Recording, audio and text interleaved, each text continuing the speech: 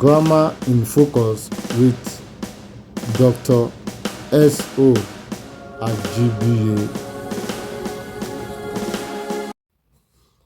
Good morning, ladies and gentlemen. Uh, Today's topic is titled The Parts of Speech. As language users, we utter more than 1,000 words daily. The reason is that in our everyday encounter, we express our joy, our fears, our anxiety, and our anger, our wishes, our occasional threats using words. Now the question is, what is a word? Even beyond the use of words to express our feelings and our opinions and ideas, words are the building blocks of our sentence constructions during conversations. Now, what is a word?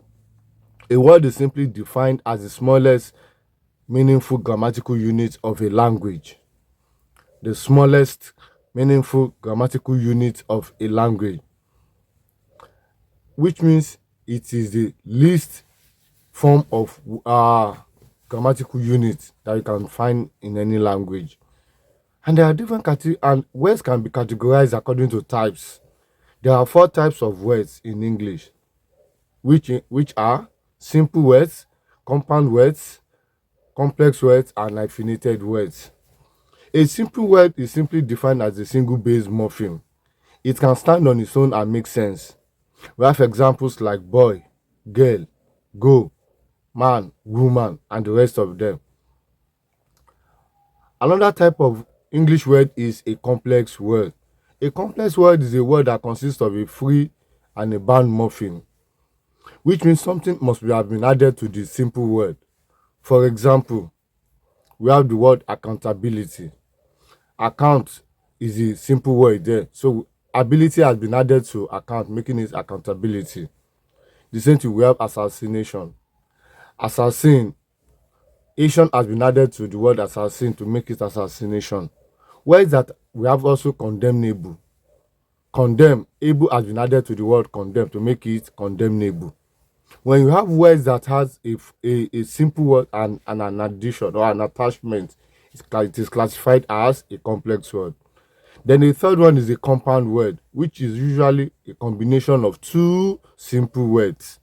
So for example, we have the word air force, which air and force, blackboard, okay, backache, cornerstone, and the rest of them. When you have 2 simple words coming together to form a word, it becomes a compound word. Motorway, Cold War, and the rest of them. Then the last but not the least type of words is the hyphenated words. Hyphenated words are words that are linked with the use of a hyphen. So examples include anti-graft, anti-corruption, by-election, off-road, Coca-Cola, ill-tempered, holier than thou, mother-in-law, self-contained, and the rest of them.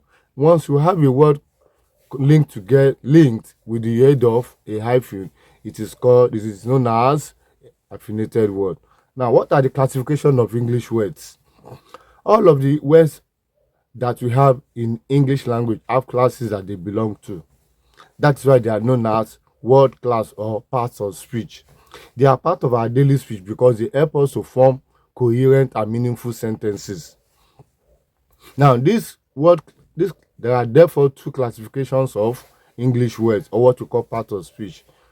The first class is what we call the lexical words, and the other one is the grammatical words.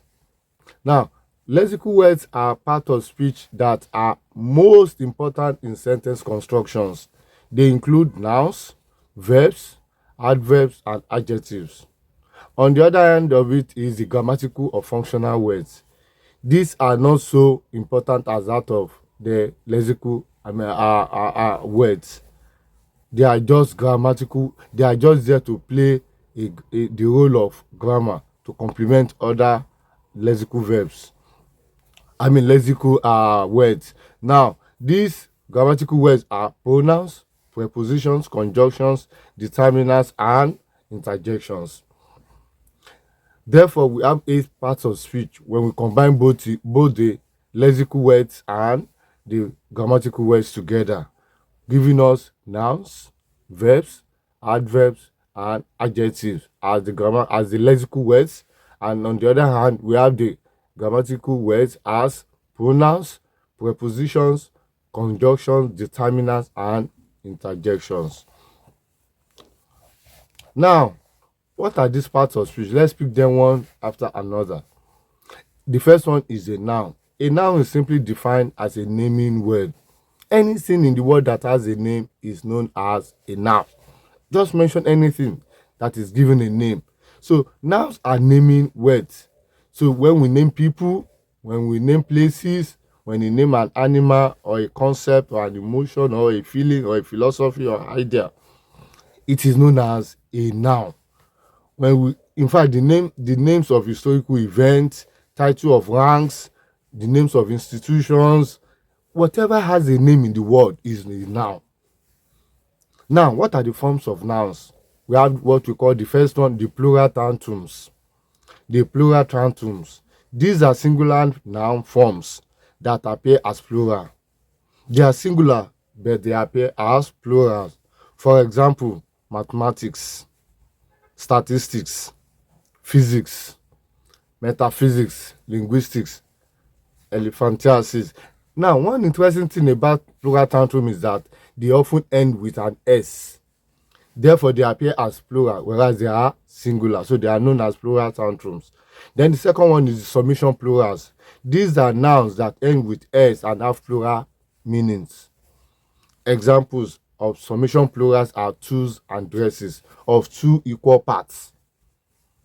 For example, we have pliers, trousers, shorts, knickers, sandals, stockings, scissors, glasses, sunglasses, binoculars, and the rest of them. These are summation plurals. Why? Because each of the noun ends with an S, and they also have a plural sense. Then we have the third form of nouns, static plural nouns. Static plural nouns. These are nouns that are naturally plural in form and in meanings. Examples are ashes, arrears, manners, fireworks, minutes, the minutes of a meeting, archives. All of these, by nature, they are just plural and they cannot be used in a singular sense. Then the last form of English nouns is known as the zero singular nouns. These are nouns that appear as singular, but they do not make a distinction between singularity or plurality. So in a sentence, they are non-count nouns. Examples include sheep, furniture, luggage, stationery, information. They are known as zero singular nouns. They are always like that. So you cannot say informations, you cannot say stationaries, you cannot say furnitures or luggages or ships. So they are singular nouns. So they appear as information, stationery, furniture, luggage. So whether you are using them they do not make a distinction as in a plural sense or in a singular sense. It depends on the user and what the user is trying to achieve. Now, the next one is the irregular plural nouns. These are nouns that are not static in terms of forms. Sometimes they may appear as singular, they can also be used as plural. Deer, fish, sheep, and the rest of them. Now, having said that, what are the types of nouns? We all know the types of nouns. We have what we call the proper nouns, the common nouns, the abstract nouns, collective nouns, uncountable nouns. I don't want to spend much time on that because we are familiar with that. You can read that up anywhere. Now, the next one is verbs.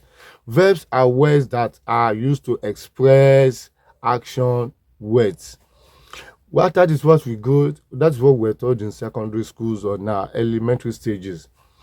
But now we define a verb as a word that expresses action performed by a subject or a state of being or an existence or a changing situation. A verb is used to, number one, express actions. It can also be used to express a state of being. It is also used to express existence. A verb is also used to express temporary conditions. Now, now let me give you each example for each of the what we a verb can perform grammatically. A verb can be used to express an action. For example, I teach at Yaba College of Technology. That is an action. It can also be used to express a state of being. The general elections are here again. Then we have it can also be used to express existence. I have 2 houses in Lagos. We also have, you can also be used to express temporary conditions. The building wears a new look today. All of these are what you can use a verb to express. Now, what are the classifications of a verb? We have lexical and auxiliary verbs, transitive and intransitive verbs, regular and irregular verbs, verb phrase and phrasal verbs, finite and non-finite verbs, dynamic and static verbs. Each of these has a special role they play grammatically in the body of a sentence. So now we move faster now to the next stage, to the next level, which is what are the characteristics of a verb? Number one, number. A verb is used to refer to how many persons or animals or ideas that the verb refers to. So the number could be singular or plural. Are you with me? So the second one is a verb is used to express person. Person. A verb describes the person or thing from a speaker's perspective. That is, the speaker is the one referring to the first person or the second person or the third person. Another characteristic of an English verb is voice. The voice of a verb denotes the role a subject plays in a sentence. It indicates whether the action is being performed directly by the subject or received by it. There are 2 main voices in English. We have the active voice and the passive voice. Another characteristic of English verb is also mood. The mood expressed by a verb indicates the speaker's emotional state or attitude or feeling towards a person or a thing. The mood is briefly described as a state of mind. So we can have what we call indicative mood, imperative mood, subjunctive mood. And the next one is another characteristic of English verb is a tense. This is the common one that most of us are familiar with. This is a verb that indicates the time of an action or state of being or condition.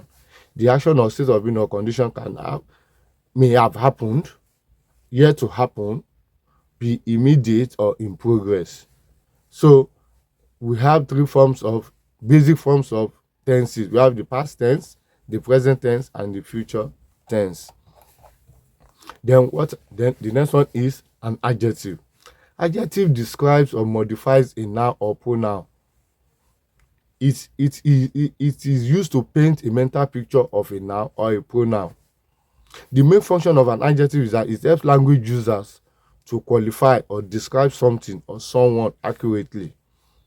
There are types of adjectives: attributive adjectives, predicative adjectives, regular adjectives, irregular adjectives, gradable and non-gradable adjectives.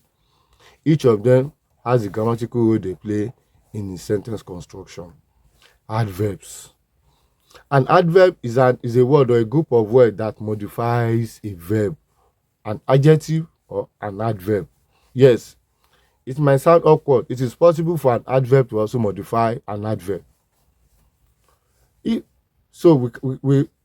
Now, what are the forms of adverbs? Most adverbs in English have derivational suffix ly that most of us know, but there are some that do not have this ly added to the base form. So when ly is added to an adjective, it becomes an adverb. For example, brief, you can have briefly. Slow, we can have slow as an adjective, we can have slowly, and the rest of them. Then we'll move to the next one. What are the functions of adverbs? Number one function of an adverb is tells us about is that manner or of that an action is performed. It is called an adverb of manner. She speaks slowly is the manner in which she speaks. We also have an adverb of place. I saw the red ball here, telling us the place where the red ball is. We also have an adverb of time, which is used to denote an action or the time an action occurred, or for how long the action occurred. You are married forever. An adverb of frequency, which explains how often an action is performed. Devout Christians worship daily. We have an adverb of degree. Drinking alcohol is highly prohibited in our institution. An adverb of frequency. We also an adverb of degree, sorry. We also have an adverb of result. Givers never lack. Speed always kills. These are different ways by which an adverb can be used. And these are functions of adverbs. Now, what are the classes of adverbs? There are three classes of adverbs. We have what we call adjunct, disjunct, and conjunct. Adjunct are adverbs that tell us how, when, where, to what extent an action is performed. He is extraordinarily talented. That is an adjunct, telling us the degree to what extent is talented. We have disjunct. Disjunct are adverbs used to express speaker's frame of mind. Unfortunately, I have been disappointed. That is disjoint. Conjunct are adverbs that are used to join two or more clauses. They perform connective functions in a sentence. Though the report was sent earlier, we did not receive it on time. Now, what are pronouns? Pronouns are used to derive, are used to in place of nouns, are used in place of nouns. We have classifications of pronouns. There are 8 classes of pronouns, which include personal pronouns, possessive pronouns, reflective pronouns, relative pronouns, demonstrative pronouns, indefinite pronouns, reciprocal pronouns, and interrogative pronouns. Each of them has the grammatical role they play in the body of a sentence. Well, what are you then conjunctions? A conjunction is a word being used, is a word that binds group of words in a closer structure or in a sentence constructions. They help us to achieve uniformity in our sentence formation. We can have, for example, you and I would live as one. Man proposes, but God disposes. These are examples of conjunction. Now, what are the forms of conjunction we have? We have single word conjunctions and multiple word conjunctions. Single word conjunctions include because, if, yet, while, except, and the rest of them. We have multiple words conjunctions as soon as, in case, instead of, in order that, even though, provided that, as if, and the rest. What are the types of conjunctions? We have 2 main types of the conjunctions, and we have coordinating conjunctions and subordinating conjunctions. Now, the next one is preposition. What is a preposition? Is a grammatical word used to express relational meanings between grammatical elements in a sentence formation. These relational meanings can be in reference to place, time, cause, association, or instrument. Types of preposition. We have different types. We have simple preposition and complex preposition. Now, what are the functions of preposition? Number one is it is used to show location. I met her at the London Park. A preposition can also indicate destination. Can also function as destination. John kicked the ball across the river. Can also function as passage. He passed the cup through the window. It can also be used to show direction. He jogs up and down this lonely road every Saturday morning. It can also be used it can also be used to indicate time. Can also be used to indicate time. I will visit you at the weekend.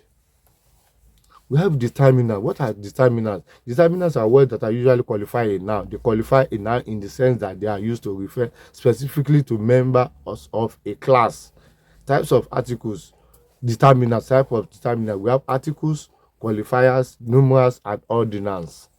I take it again. Types of determinants: articles, qualifiers, numerals, ordinals, possessives, and demonstratives. What are articles? These are words that you specify the noun or noun phrase in either is definite or indefinite. We have qualifiers. Qualifiers restrict or modify the meaning of a noun: many, more, some, few. We have numerals. Numerals uh, are words used to represent number: one, two, three, four, five. Ordinals. Ordinals are used to refer to relative position of something. We have example: first, second, third, fourth, fifth. We have possessive determinants. These are used to show possession or ownership: my, your, his, our, and the rest of. And demonstrative: this, or that, and those. I think at this point I will stop and expect you to drop your comments or questions. uh, Thank you.